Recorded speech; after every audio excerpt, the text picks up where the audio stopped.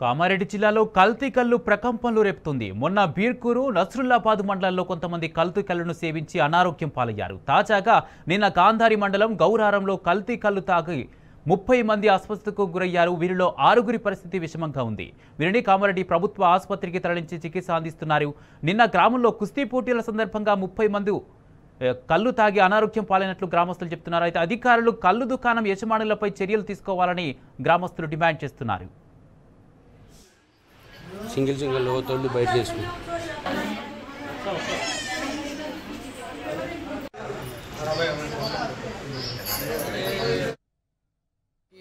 మా విలేజెస్కి అందరూ పేరెంట్స్ వచ్చారు, రిలేషన్స్ వచ్చారు, విలేజ్ వాళ్ళు ఉన్నారు. దాంట్లో నిన్న కుస్తీ పోటీలు జరిగినాయి.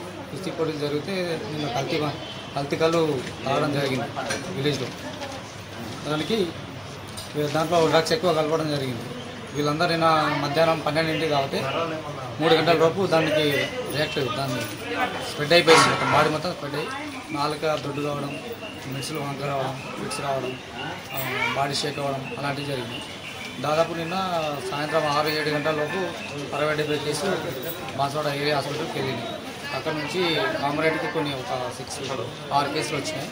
7 నిమ్స్ హాస్పిటల్ బాన్స్వాడలో ఒక 7-8 కేసులు వెళ్ళినాయి. ఎల్లారెడ్డి ఇప్పుడు రీసెంట్గా మాకు తెలిసింది ఏంటంటే ఎల్లారెడ్డి కూడా జీవదాన్ హాస్పిటల్కి ఎల్లారెడ్డి కూడా ఆల్రెడీ కేసులు వెళ్తున్నాయంట. ఇంకా తరచుగా జరుగుతున్నాయి. అంటే కళ్ళు తాగినారు, కళ్ళు తాగితేనే ఇట్లా అవుతున్నారు. నలకాయ దొడ్డుగా అవుతుంది, మిడుసులు వాళ్ళకు మాటలు అయితే వెళ్తలేవు, అట్లానే పర్వం అవుతుంది. ఊళ్ళో మస్తు మందికి అయింది కానీ మా తండాలో మాత్రం 2 అయింది. మా గౌరారం ఎక్కకుండా తండాలు. ఎట్లుందమ్మా మరి ట్రీట్మెంట్?